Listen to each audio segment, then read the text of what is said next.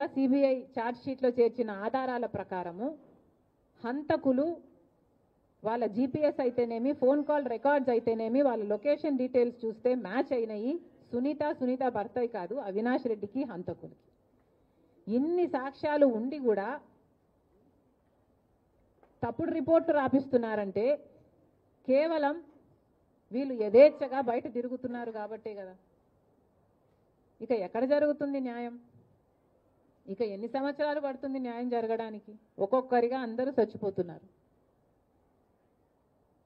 సునీత ఏమో ప్రాణాలకు తెగించి ఈ రోజుటి వరకు కూడా ఎక్కని కోర్టు మెట్టు లేదు, తటని గడప లేదు న్యాయం కోసం. 2 పిల్లలు ఉన్నారు సునీతకి. ప్రాణాలను అరచేతిలో పట్టుకొని ఇంతమంది చచ్చిపోయారు. సునీతను కూడా ఏదైనా చేయడానికి గ్యారంటీ ఏమైనా ఉందా? న్యాయం జరుగుతుందన్న గ్యారంటీ ఏమైనా ఉందా?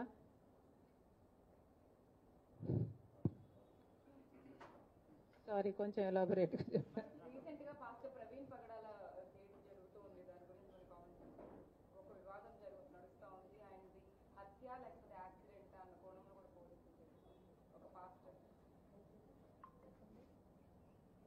పోలీసులేమో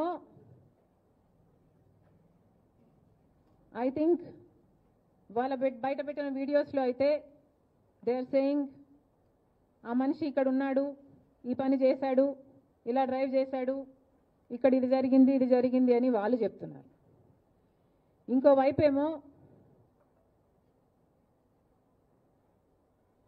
నాకు తెలిసి నిన్న నాకు వచ్చిన ఒక వీడియో క్లిప్పు, వైసీపీకి సంబంధించిన మైనారిటీ సెల్ వైస్ ప్రెసిడెంట్ అనుకుంటా, ఆయన మాట్లాడుతున్న మాటలు, ఇలాంటి వాళ్ళ చేత మాట్లాడిస్తున్న మాటలు నాకు అనిపిస్తుంది ఇందాక చెప్పినట్టు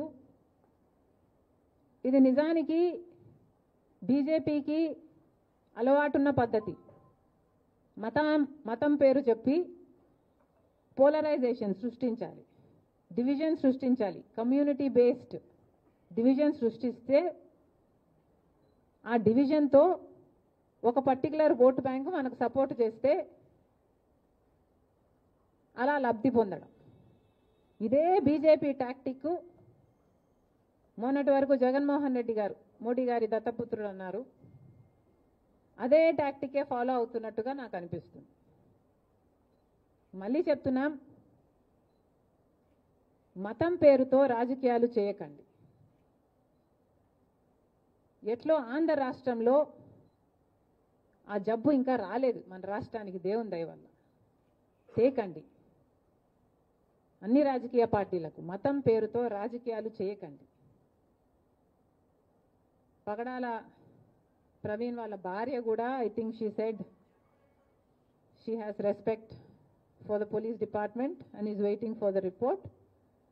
పోలీస్ డిపార్ట్మెంట్ తన పని చేస్తుంది, ఆ రిపోర్టు కూడా వాళ్ళు బయటపడతారు. కానీ అయినా కూడా వీటి మీద నమ్మకం లేకపోతే, ఏ క్రిస్టియన్ కమ్యూనిటీకైనా నమ్మకం లేకపోతే, రాజకీయాల పార్టీల గురించి మాట్లాడట్లేదు నేను, రాజకీయాల కోసం గొడవలు సృష్టిస్తున్న పార్టీల గురించి మాట్లాడడం లేదు. ఏ జెన్యున్ క్రిస్టియన్ ఆర్గనైజేషన్కైనా పగడాల గారిది నిజంగానే మర్డర్ అని మీరు తలంచితే, మీ దగ్గర సాక్ష్యాలు ఆధారాలు ఉంటే నా దగ్గరికే రండి. నేను కూడా మీతో పాటు కలిసి ఐజీ దగ్గరికి వెళ్దాం, ప్రభుత్వం దగ్గరికి వెళ్దాం, సిట్టింగ్ జడ్జితో ఇన్వెస్టిగేషన్ కోసం డిమాండ్ చేద్దాం. Thank you.